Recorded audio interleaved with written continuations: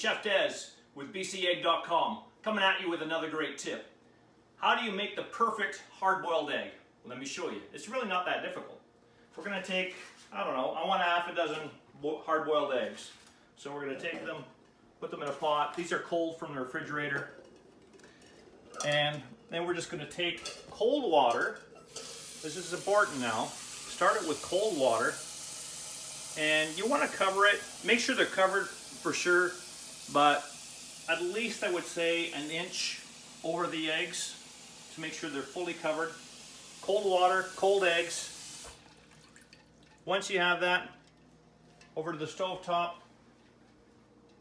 And obviously we need to boil them because we're doing hard-boiled eggs, right? Let's put it on high and let's wait for these to get to a boil. Okay, we're getting there. We're not quite there yet. You want to make sure it's a full boil. Okay, full rolling boil.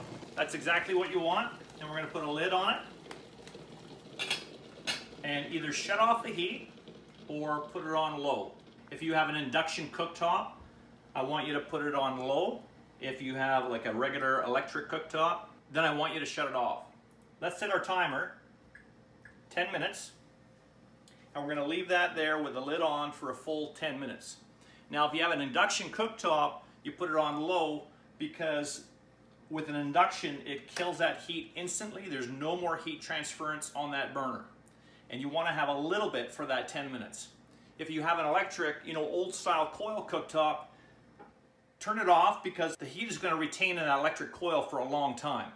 Even with your glass electric cooktops. Bang off the heat, it's going to maintain heat there for quite some time and you'll be fine. Again, 10 minutes and we'll see you back soon.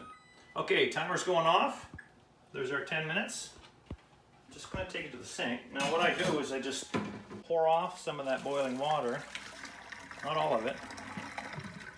Most of it, get it out there. We want to try and cool these down now as fast as possible. So cold water.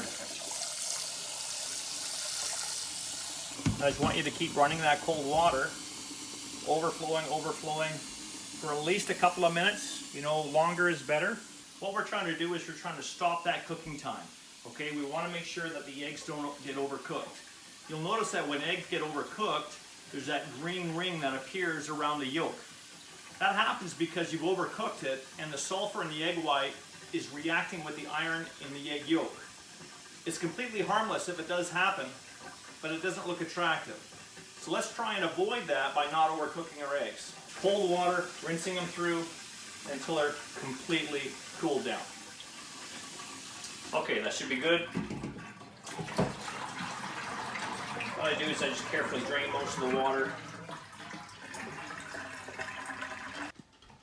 And then I just take them out so I don't break them, drain them into the sink. And we're just going to dry them off.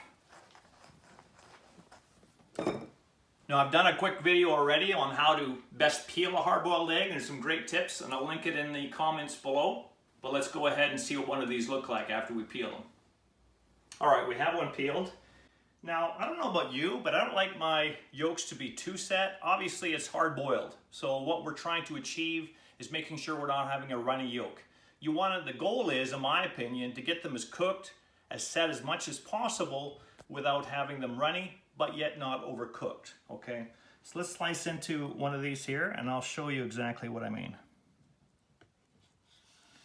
Perfect, there's no green ring around them.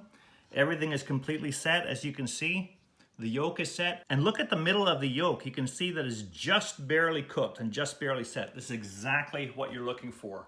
Again, no green rings, doesn't look good at all. This is what you want. Whole bunch of more great tips and recipes at bcegg.com. And we'll see you there. My name's Chef Des. Where are you getting your protein from?